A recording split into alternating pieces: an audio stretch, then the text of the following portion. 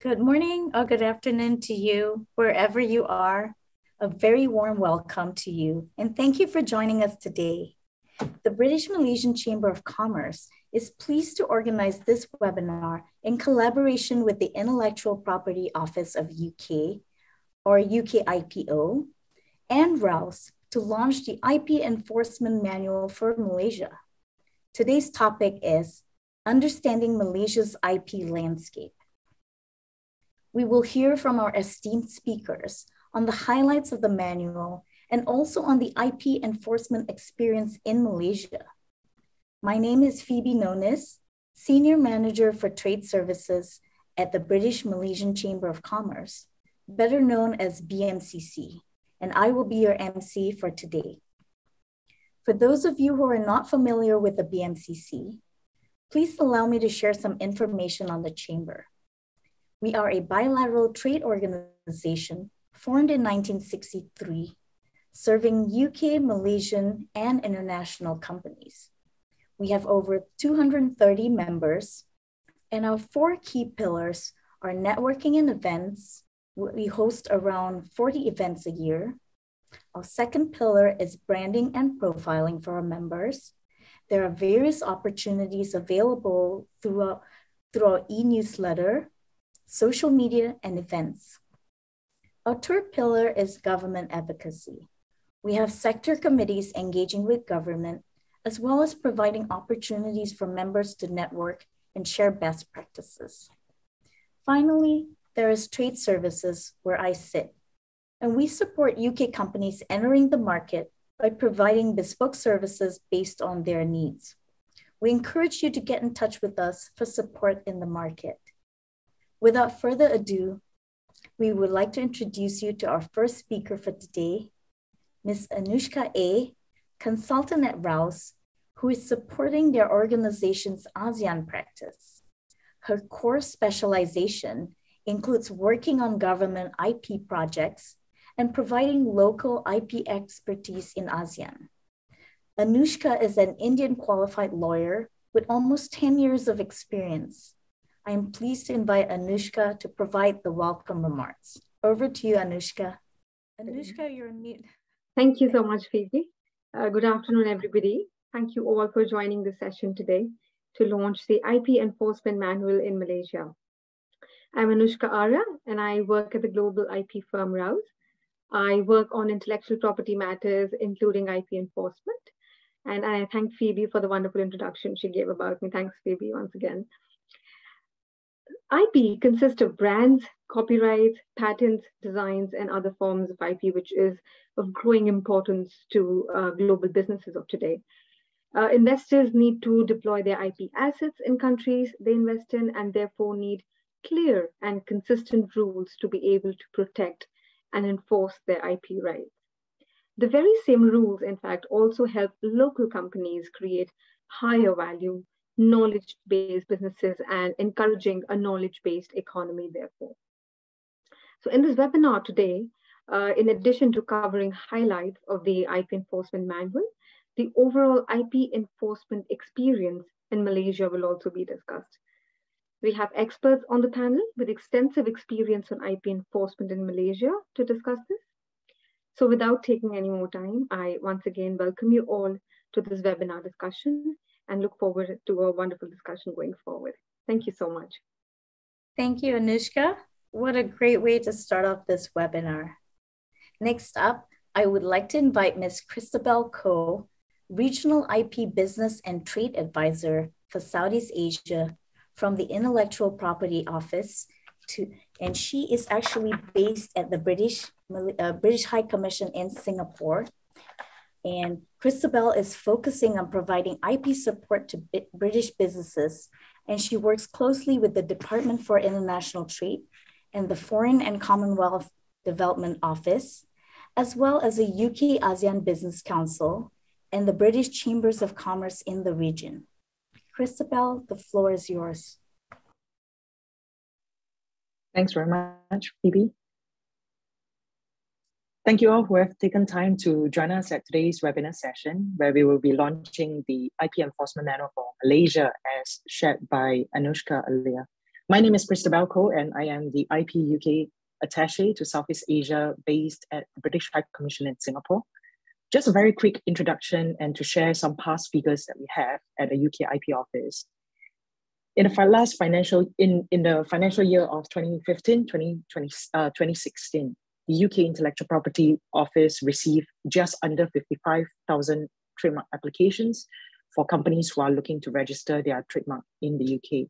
But last year, we received over 140,000 applications, and that increase is a 2.5-fold with the difference between 2015 and back to last year.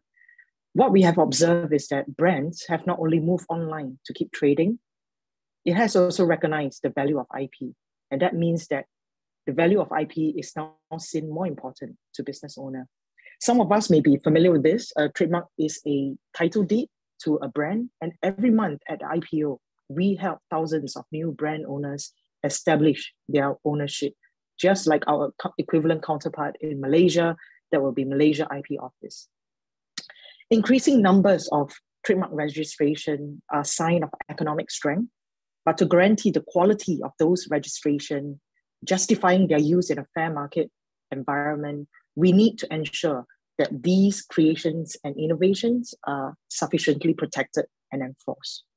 Now, across the Southeast Asia region, closer to us, there are different IP enforcement processes. It is important for businesses not just to protect their rights, but also to understand how enforcement works in the region, in their markets of interest.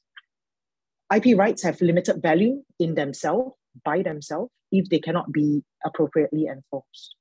We work across a range of areas to support the effective enforcement of IP rights and believe that this will provide as part of a necessary foundation that allows innovation to flourish, business to prosper, and countries to gain economic growth.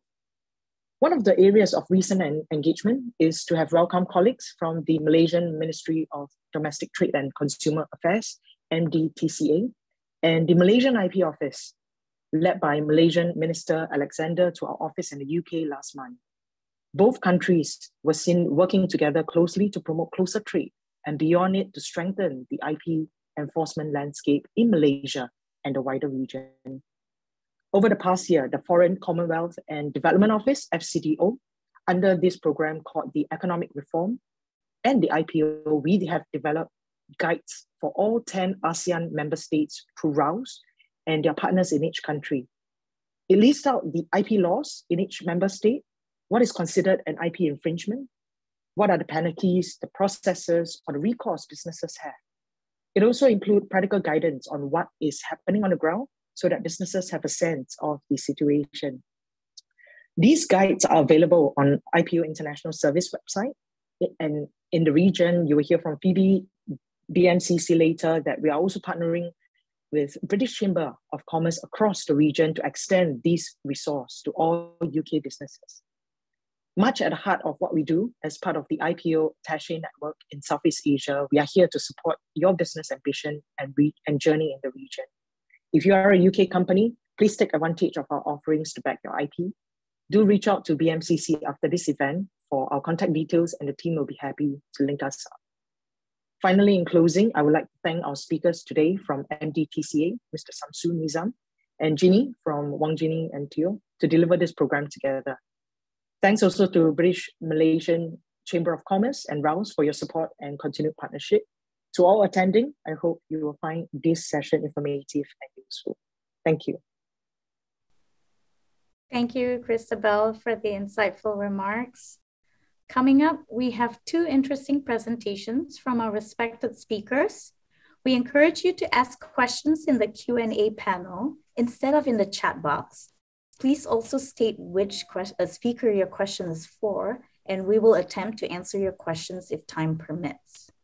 Our first speaker is Ms. Wong Jin Nee. Jin Nee is a founding partner of Wang Ginny and Teo, with more than 30 years of experience practicing exclusively in the IP field. Her practice focuses on strategic counseling in the areas of brand protection and enforcement, monetization, and transactional matters, as well as stakeholders' engagement. Ginny will be presenting the overview and key takeaways of the IP Enforcement Manual. Ginny, over to you. Thank you so much, Phoebe, for the kind introduction. Good afternoon, good morning to everyone. I would like to share my slides. Yeah, first of all, I'd like to thank the UK IP Office, Foreign and Commonwealth Office, BMCC and ROUS for inviting me to participate in this very interesting project. My presentation today will be on the overview of the IP enforcement manuals and the key takeaways. So Malaysia is a signatory of the Agreement on the Trade-Related Aspects of Intellectual Property Rights, TRIPS. As such, Malaysia is committed to enforce IP rights through civil remedies, through criminal enforcement actions, and border measures. And as we know, the Enforcement Division of the Ministry of Domestic Trade and Consumer Affairs, MDTCA for short, is the main law enforcement authority enforcing intellectual property rights in Malaysia, with border measures being enforced by the Royal Malaysian Customs Department, subject to certain prescribed. Right, we are here. Yeah, once again, my apologies for this technical glitch. As I was saying, in the main enforcement division, the main law enforcement authority enforcing IP rights in Malaysia is the Ministry of Domestic Trade and Consumer Affairs, and we'll hear more about the activities or the actions conducted by MDTCA by Tuan Samsul at a later stage. We do have border measure provisions which are being enforced by the Malaysian Customs Department. And the manual sets out a summary and the practical applications of the key provisions, which enforces the IP right holders' trademark rights under the Trademarks Act, as well as under the Copyright Act.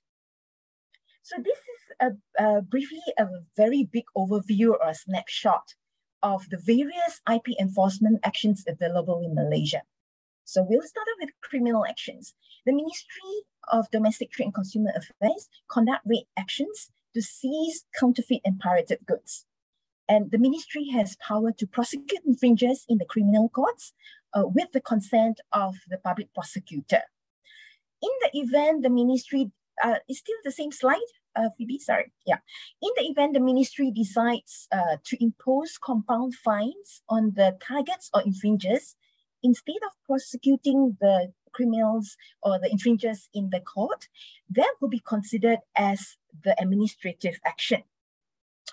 As for border measures, currently there is no recordal system in Malaysia.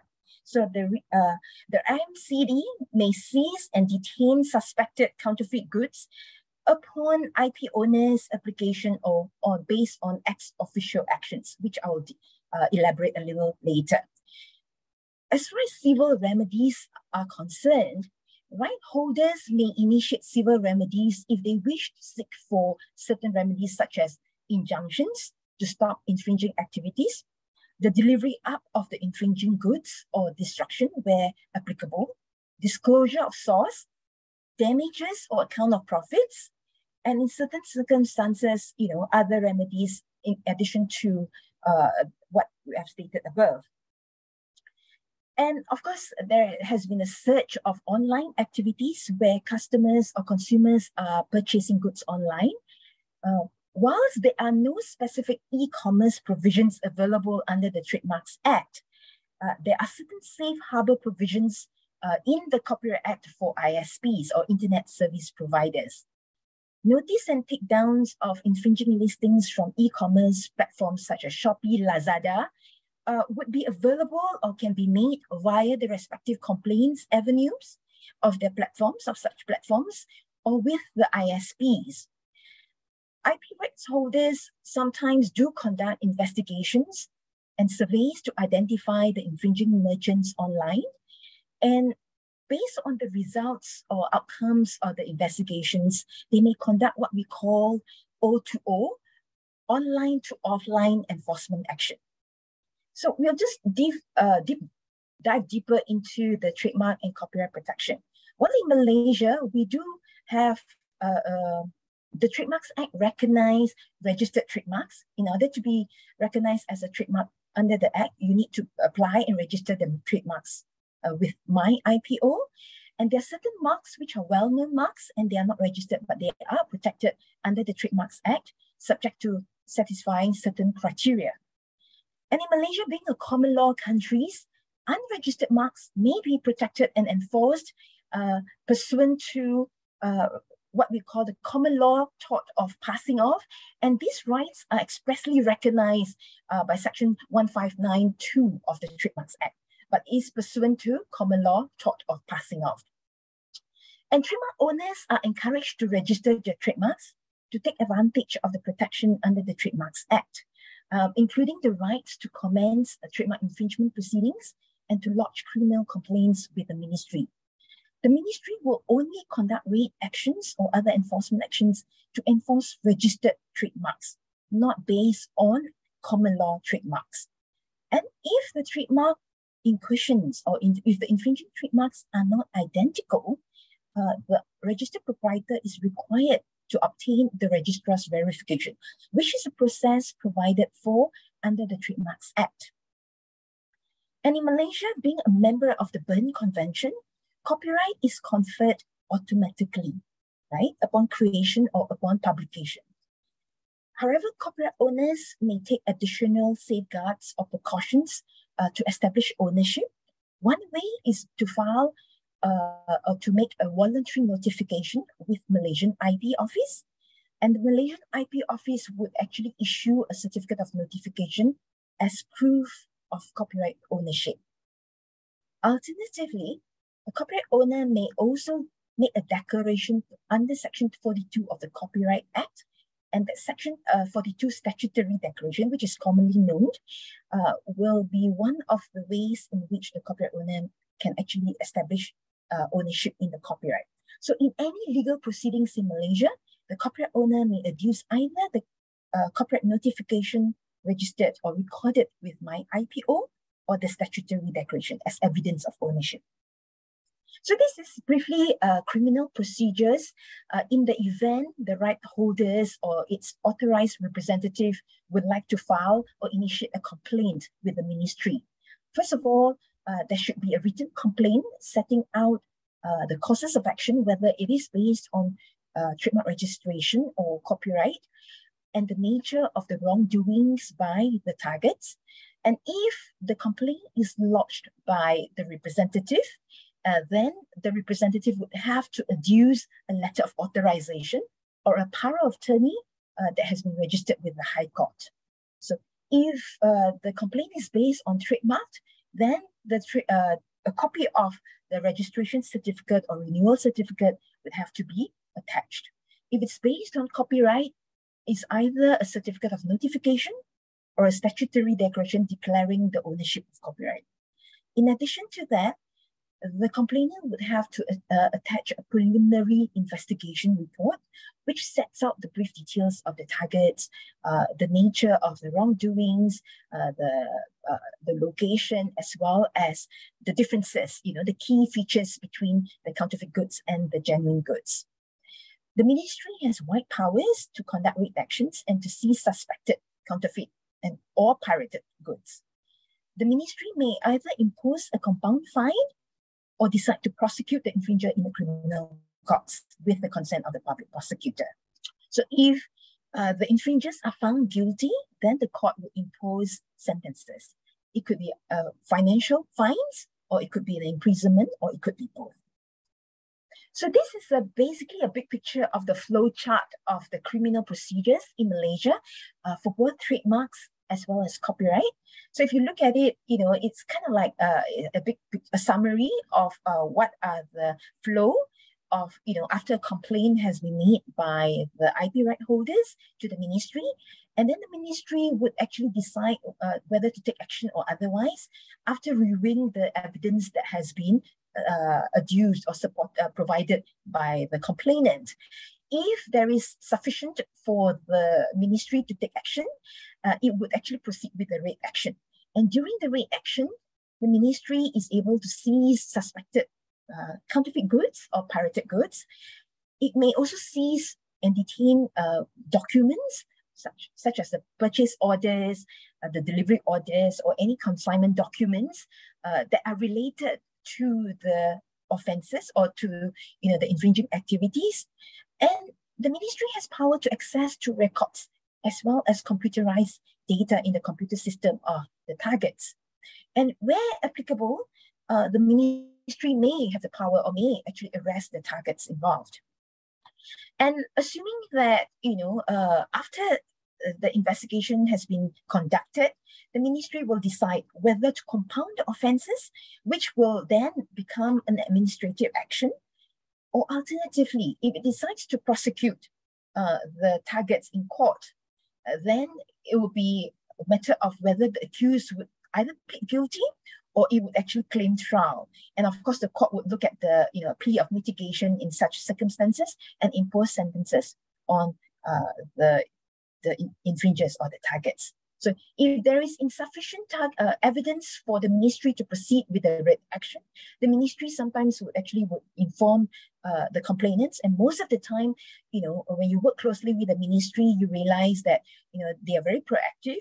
They try their best to collaborate with the brand owners or the IP owners to initiate the writ action.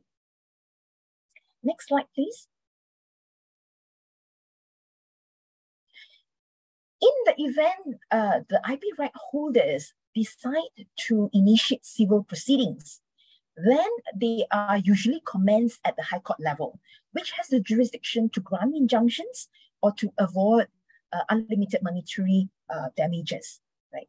And there is a specialized IP High Court located in Kuala Lumpur. So a big picture of the stages of the initial proceedings can be seen in the chart, where the starting point is where the plaintiff files a writ of summons and statement of claims to commence proceedings, and then the defendant would enter appearance within a certain time frame, and then the defendant would also file defense within a certain time frame. Thereafter, the plaintiff may decide whether to file a reply or even a counter, further claims, right? After that, the pleadings will be deemed closed, and then the court will issue a direction for pre-trial management. So if you're talking about trials, this is just a very rough figures. It may vary. Sorry, Phoebe, before that. Sorry, I have not completed the slides. Previous slides, please.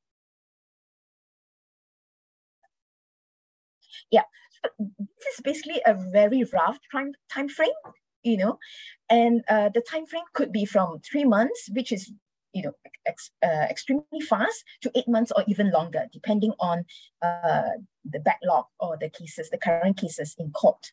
And after that, the High Court would provide directions for filing written submissions and would fix a date for decision. So these are some of the remedies that are available to IP right holders. Talking about trademarks and copyright, essentially the remedies are pretty similar, right? Mainly, the IP right holders would like to get an injunction, would like to procure injunctions to prevent the infringing goods from being further circulated in the marketplace. They would also like to seek for full disclosure of sources of supplies, including the information of the suppliers where the infringing goods originate from. And in the order, they would actually include delivery up or at times destruction of the infringing goods. And in cases where the marks in question are not identical, the plaintiffs would like to get declaration that the mark used are indeed infringing marks. This will also help the plaintiff, not only for this particular case, but perhaps moving forward or when they issue the cease and desist letters, which I'll talk a little bit more later. And they would also like to obtain damages and or account of profits and such other damages or remedies as the High Court considers appropriate. So if you think about, if you assess the trademark infringement remedies and copyright, like I said, they're pretty similar, except in the copyright civil proceedings, a plaintiff may be able to obtain statutory damages of not more than 25,000 for each work, or not more than 500,000 in aggregate, right? So these are essentially the remedies that may be obtained from the High Court. Next slide. So apart from the criminal sanctions, apart from initiating civil in proceedings immediately, more often than not, IP right holders would consider alternative approaches, right? They are more cost efficient, they are faster. So one of the very popular alternative approach, or rather commonly adopted, is issuing cease and desist letters. So that the plaintiff or the IP right holders would be able to negotiate the settlement terms with the targets. So these are normally initiated before the party commence civil proceedings, right? So a lot of, and most of the time, the cease and desist letter would attach a letter of undertaking, setting out the demand sought by the IP right holders. And if the targets settle the case with the IP right holders, the settlement terms would usually include one, a signed letter of undertaking to make sure that there's a written confirmation of what has been agreed, reflecting the agreed terms. And at times, the IP owners would expect the targets to sign a sworn statement in the form of statutory declaration, because it is affirmation on oath, and in the event that the targets are found to be lying on oath, there will be penal consequences. So the statutory declarations would be quite important to identify the source of products. And there are there are occasions when the targets would usually say that they do not know the source because they bought it from someone who sell it to them on a cash delivery basis. So with the affirmation of the statutory declarations, it could actually act as a deterrent for them to lie on oath, basically. And you may have seen some publication of apology notices in the local newspapers by infringers who settled the case amicably with the IP right holders to apologize that they have made the mistake and they will not do in future. And it could also be published on the infringers' websites or social media platforms for a certain period of time. And many brand owners or IP right holders find such remedies to be useful tools to educate other would-be infringers, right? And the targets are also expected to deliver up or to destroy the counterfeit goods, and then to affirm on oath, to provide the confirmation that the counterfeit goods have been destroyed. And more often than not, IP right holders would like to have a self-funded IP enforcement program. So the compensation from the infringers would help to kind of like partially fund or to fund the ongoing cease and desist letter program with various targets, right? So in the event the infringers comply with all the demands made, then the disputes are considered to be amicably resolved, right?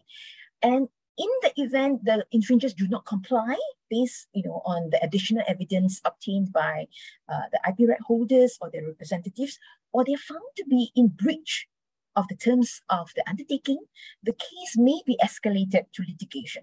And then we are looking at the option of civil proceedings that we talked about earlier.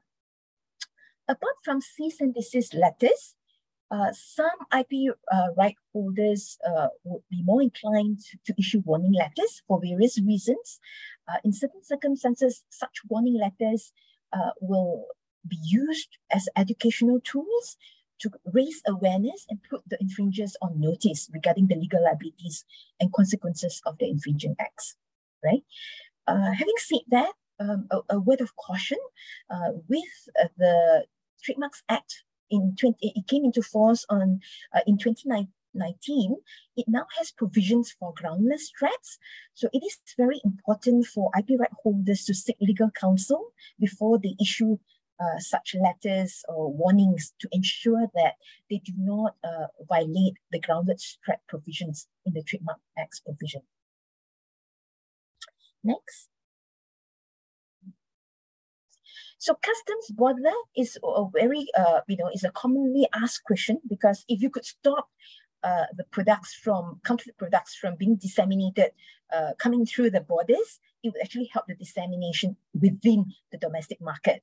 So currently, we do not have a custom recordation system, but there are provisions in the Trademarks Act and the Copyright Act which provide for application by IP right holders. But in order to invoke such provisions, the right holders would need to provide the Registrar of Trademarks or the Controller of Copyright with very specific information of the importation. For example, the importer's name and address, the registration number of the vehicles or aircraft or ship, the name of place where the counterfeit products are being exported or imported, the expected date and time of arrival. So once the application has been approved, the Registrar of Trademarks or the Controller of Copyright would actually notify the Royal Malaysian Customs Department, and the customs will then prohibit the importation into Malaysia for a certain period of time. Like, for example, for 60 days from the date of approval. Because of such onerous requirements required from the IP right holders, these provisions are rarely invoked because they normally do not have such specific information about the shipment of the pirated products or the copyright, the counterfeit products. So this, like I said, these provisions are rarely invoked, but there are occasions when the customs may actually conduct ex-officio actions, and they would actually pass all the seizures to the Ministry of Domestic Trade to handle. Next. So, like we talked about earlier, e-commerce enforcement is becoming very important, especially in the light of COVID, the pandemic, where more shoppers are conducting their shopping online, and there's a surge of online activities. Currently, there are no specific provisions in the Trademark Act that deal with infringement occurring online on marketplaces. However, we are using the general provisions on trademark infringement to address such issues. There are safe harbor provisions in the Copyright Act for ISPs. So each e-commerce platform, for example, Lazada would have their IPP platform, Shopee would have their own mechanism to deal with complaints, procedures, and they would have portal for IP right holders to lodge their takedown notices against infringing listing. What we have seen recently would be IP right holders have experienced significant challenges in dealing with large volumes of infringing activities, and they realize the mere removal of infringing activities may not be sufficient.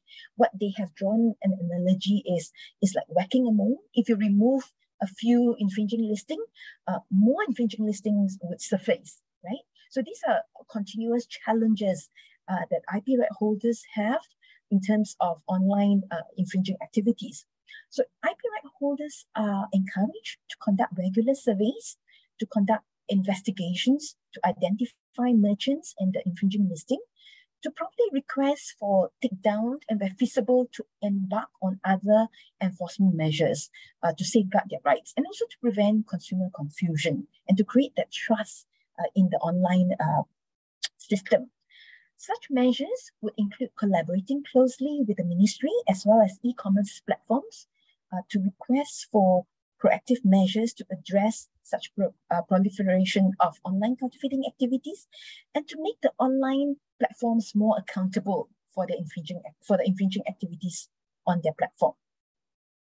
So there's a recent case, a 2021 case in the Malaysian High Court, A&M Beauty Wellness in Rembahat, where this entity sued Shopee for trademark infringement, and among others. Unfortunately, the plaintiff did not succeed in its interlocutory application for various reasons. One of which is, of course, is sued in the name of an assignee, when in fact the assignee has not been recorded as a registered proprietor with Malaysian IP Office. That is really unfortunate. What is a key takeaway of this case is that the High Court judge said that, the IP owners should first exhaust all available avenues, such as e-commerce platforms' complaint procedures, right, before they commence civil proceedings to seek injunctions or other remedies. And this case has actually gone through the trial, and of course, the plaintiff again failed. It is a very interesting case, and brand owners should actually take cognizance of this case to distinguish the facts from this case in the event they would like to commence proceedings against e-commerce platform. Right? So with this, I think that's all I have. I'll be happy to take any question that you may have. Thank you. Thank you, Ginny, for the excellent presentation. Now, moving on to our next speaker, we are pleased to have with us Tuan Shamsul Nizam bin Khalil from the Ministry of Domestic Trade and Consumer Affairs. Tuan Shamsul is the Deputy Director General of the Enforcement Division, and he has been in the division for 30 years. Without further delay, I would like to invite Tuan Shamsul to share on the IP enforcement experience in Malaysia. Tuan Shamsul, the floor is yours. Thank you, PB, Miss PB. Bismillahirrahmanirrahim. Assalamualaikum warahmatullahi wabarakatuh, and very good evening. Together with me today is Tuan Hamzah bin Mahdi, Head of Intellectual Property Section, Enforcement Division, MDTCA, and also Miss Kala Devi, Head of Intellectual Property Unit. Thank you, Miss PB, Senior Manager, Trade Services, British National Chamber of Commerce, PMCC. Also, Miss Christabel Ko, Regional IP for UK IPO. Miss Wong Jini, Partner Wong, Engineer Intio. Miss Anushka, Consultant Rouse, Senior Officers from Enforcement Division, ladies and gentlemen. I would like to thank everyone in this webinar for giving the Ministry of Domestic Enforcement Division an opportunity to present on the IP enforcement in Malaysia. Ladies and gentlemen, we are aware that the widespread sale of counterfeit goods in the market is not only an issue of domestic trade, but also a global epidemic. The Ministry of Domestic Enforcement Expert, MDTCA, has established a network of cooperation and integrated enforcement action with trademark owners to curb the spread of sale of counterfeit goods in the market, as well as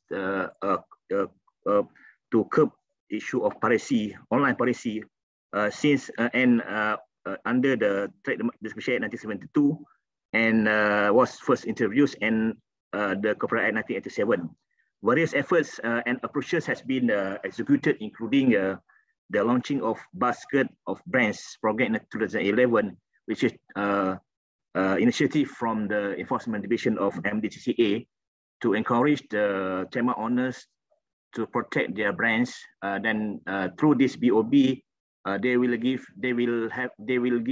some privileges, such as we can do raid proactively without any walk-in or to submit your complaint to us. And but there are certain obligation, they have to responsible to respond to any cases that they have taken within 14 days from the action taken. Yeah. So we also have joint operation with enforcement agencies, border measures approach, online business monitoring, smart enforcement approach, and many more. Apart from that, MDCA has teamed up with MIPO to amend the Trademarks Act 1967 to the Trademarks Act 2019, which came into effect in December 2019. Specific proviso has been added, namely Section 101 ACD 2019, which empowers enforcement officers to take action on any person who makes or possesses an article to make copy of a trademark and is liable for a maximum fine to 1 million or imprisonment for not exceeding 5 years or both. MDCA also will not hesitate to take stern action by applying the provision of offences under the Anti-Money Laundering, Anti-Terrorism, Financing and Proceeds from Illegal Activities Act 2001, and also known as AMLA Papua 2001, which sanction all accounts belonging to offenders or suspect to be frozen and forfeited in found guilty. However, the rapid growth of e-commerce have revolutionized by the way goods are bought and sold, allowing counterfeit and pirated goods to flood our borders and penetrate our communities and homes.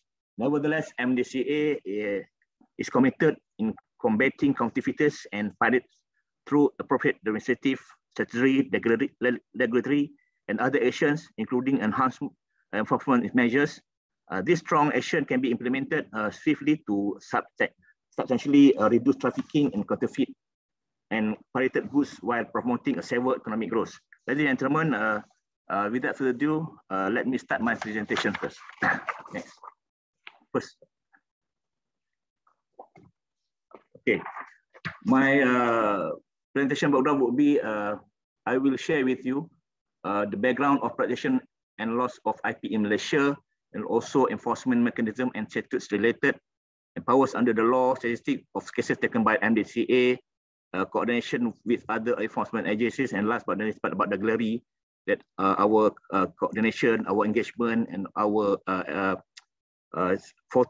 operational photo during the operation. Yeah? And thank you, Ms. Wong Jini, and she had shared with us and touching about our enforcement activities, enforcement division, and also she has also shared about the flow of the enforcement. So thank you, Ms. Wong Jini. Next. Okay, background of enforcement division MDTCA. We have established on 17 April 1972 under the Ministry of Trade and Industry, MITI, and the first role for our division is to curb inflation on October 1990. The ministry was structured to form two ministries, namely Ministry of International Trade and Industry, MITI, and the Ministry of Domestic Trade and Consumer Affairs, MDTCA, in 1990. And the main, our enforcement division for the first early years of establishment is that to tackle about the price and the goods, to control the goods, yeah, supplies, control the goods and supplies. Main core duties, we also empowering, other than protection of IPR issue, we also have a duty to, first is about empowering enforcement to deal with rising cost of living. We have NACOL and cost of living in Malaysia. And second, enforcement, protection, and protection of intellectual property rights that we have done today. And enforcement of trade laws and protect consumer rights. Enforcement and eradication of malpractices in subsidized controlled goods. That's our four pillars, our main core duties. And we have around 2,258 enforcement officers throughout Malaysia. We have 7 to branches and 13 acts to enforce. Next. Actually, the MIPO is a custodian of IP law in Malaysia, but have no enforcement mechanism. The other agencies which mentioned by Ms. Wajini is RCMD, Royal Customs Malaysian Department, and all of the Royal Malaysian Police, or there's especially in Copyright Act 1987, which is other than MDTCA Enforcement Division, RMCD, RCMD, or Custom, and Police also have power to take action under the certain law. But in Malaysia, we are quite unique because we have very specific section or very specific ministry who will have who have to protect the IPR protection in Malaysia, which is enforcement division under the ministry. But most of the country in the world is they will use a police officer and custom officer to protect the IPR. Yeah. So I would like to share a little bit about USTR report, which Malaysia was placed in USTR priority watch list in 2021. In 2002, significant improvement was made on IPR protection in Malaysia, and then Malaysia was then removed from the priority watch list. So in 2012, Malaysia had been removed, totally removed, yeah, from the watch list. Yeah, the enforcement of criminal IP is under the question of MDTCA lah, yeah, which is several steps taken by the government to combat piracy and counterfeit goods. We have a special task force committee, which we have just have meeting with the several LEAs and also the trademark owners. In Malaysia, we have a special unit to tackle down online piracy, counterfeit issues, and we have cooperation with brand owners, intelligent operation training, as mentioned by Ms. Wanjini, and also action also taken under UMLA Papua 2001. Next. So we have enforcement mechanism and statutes related to protect API in Malaysia for trademark and copyright. First is the Copyright Act 1987 Amendment 2022 that I will share with you about the significant amendment that we have made under the Amendment 2022. And we have Trademark Act 2019, we have Trade Division Act 2011, we have Optical Disc Act 2000, and the latest law that we have they have enforcement power under GI, Geographical Indication Act 2022. Next. Okay. We have several efforts that MDTCA initiative to protect copyright and trademark, which is first for our first initial since 2002, when we have been placed in priority watch list under the USTR report 01. We have a certain measure effort to be taken to how we want to remove or from the priority watch list under USTR report. And first is while we're dealing with the pirated discs and CDs, we have to clean up shopping malls, reminders, the landlord and finisher of owner, January to September 22, 477 notices, which is we did this initiative is under the UMLA Papua 2001, because before this we only take action only to the premises who selling the pirated on pirated goods or counterfeit goods. But in 2002 we started to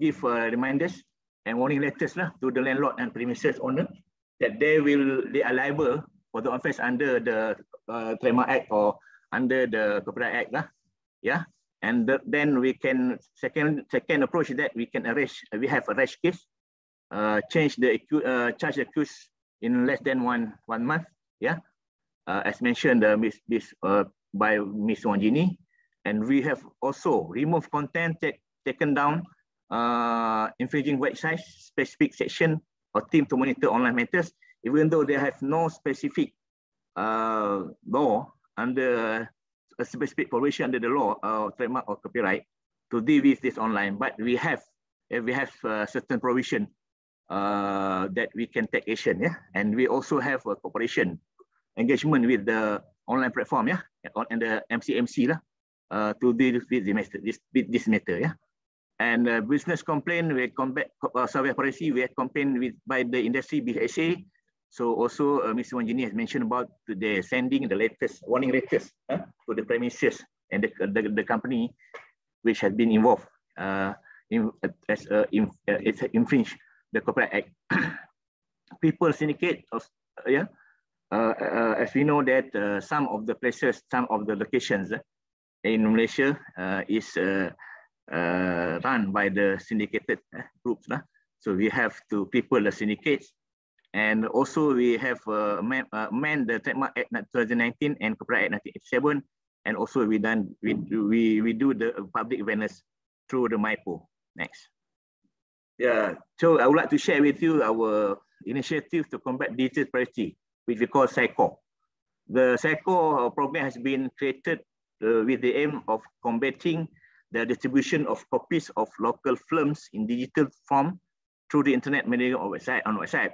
This we have to carry out this initiate this initiative because we received complaint from the filmmakers, filmmaker, because they complain that even before the launching of their film, the counterfeit, the pirated movies have been spread out through the online media. So we introduced this initiative started from September 2021 until September 2022. We have 27 movies have been registered to us too, and also we have content removal 1,902 link or URL, content removal through the ISP, yeah, and also 319 site blocking. We cooperate with the MCMC. So we have amendment, Corporate Act 1987 Amendment 2022, which is I just want to share with you the significant amendment in terms of enforcement and the offences. First is subsection 4 amendment to subsection 41(1)(k), which provides or shares access to an online location of any words or copies of work to any other person without authority. And then next, section 43 AA.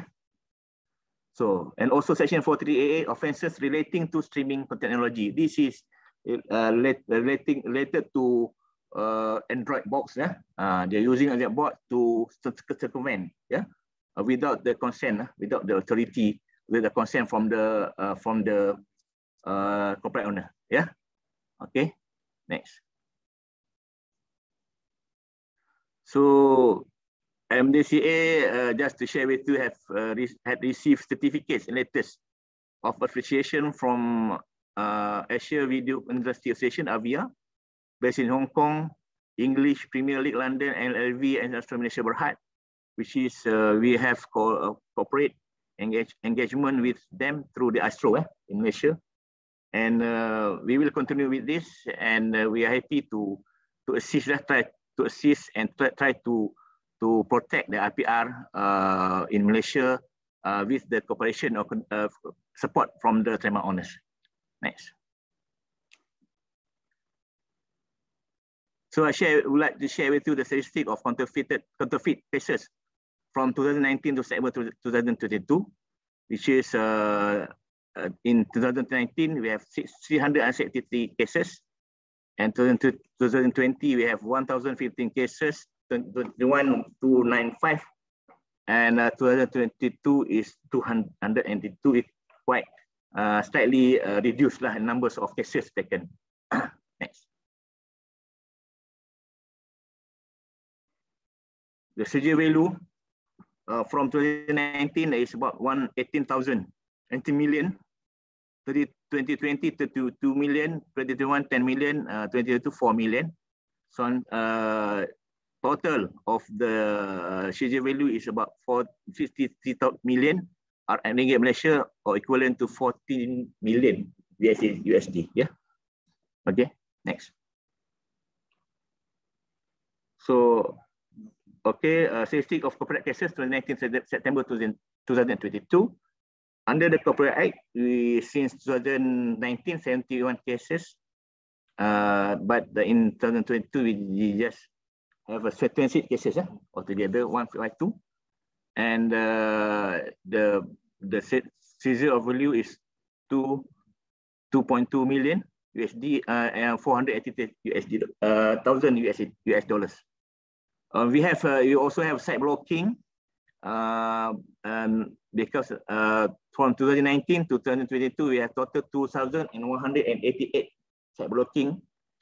This cooperate with the MCMC, yeah, under the section 263 subsection 2, under C Communication and Multimedia Act 1988, to do site blocking and content removal.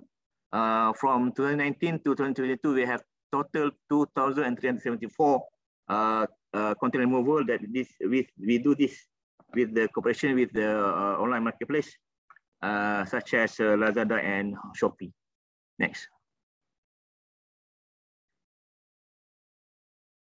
So we also have a coordination with other enforcement agencies, like customs for the border measures mentioned, Ms. Wang Jini, and also the police, PDRM for arrest cases, intelligence sharing, yeah, and MCMC for online piracy, counterfeit, site blocking, and return removal, and also machine rubber board, counterfeit glove issues, yeah, local council, information on ownership of businesses, and cooperation with IPR owners, intelligence sharing, and product training. Next. So we also have a collaboration with industries and agencies, AVIA, TV, Premier League, BBC, Discovery, TVB, yeah, and juga and also MPA, also Astro, RIM, Multimedia, Media Prima, MCP, with the government agency like MIPO and MCMC. Next. So I would like to share with the photo gallery. We have engagement with various agencies, associations, and industries. Also with, you know, in terms of counterfeit, also with the Alliance Against Counterfeit Spirit, Heineken, next, LV, yeah, Astro, and music industry, RIM, and the multimedia. Next. So cosmetic liquor software. So we have taken, as I mentioned earlier, that we have shared with you the numbers of action taken and the CJ values. Leather goods and everything under the trademark and the copyright act. Petroleum product and stationery. Okay, this one is of digital piracy telegram. Complainant is Astro. So we did manage to take action against the infringers, yeah, arrest case, and we this case we need to call, yeah, telegram. So they're telling the digital piracy through the telegram.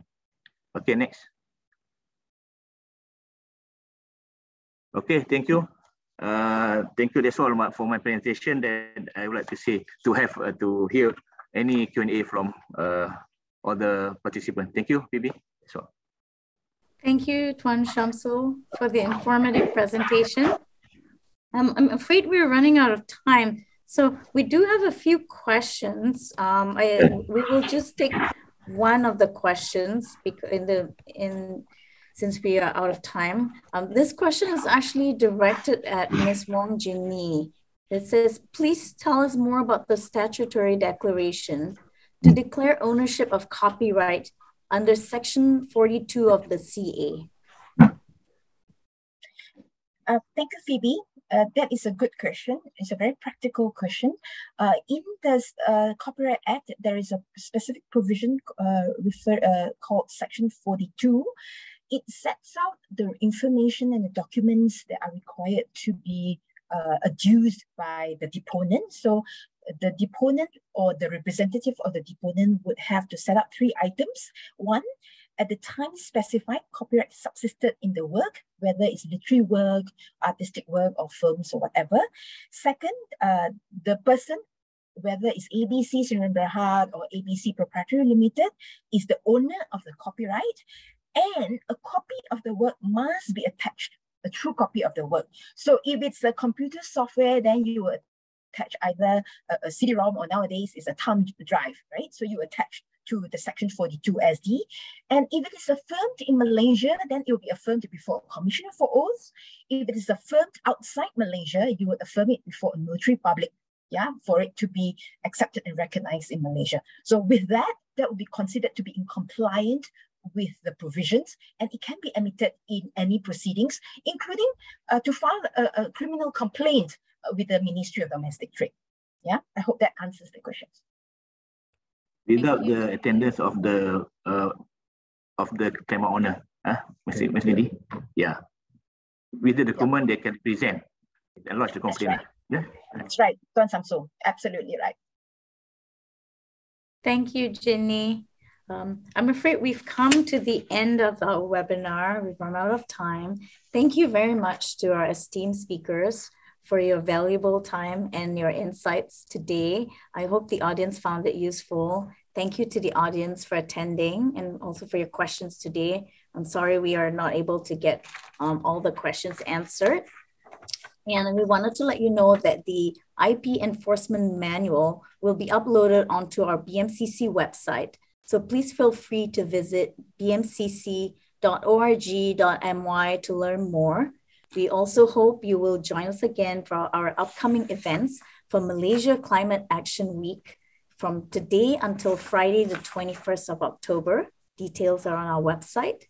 Our appreciation also goes to our partners, UK IPO and Browse, for their contribution. And thank you also to the dedicated team at the BMCC who have been working behind the scenes to make this happen. Enjoy the rest of your day and we hope to see you again soon. Take care.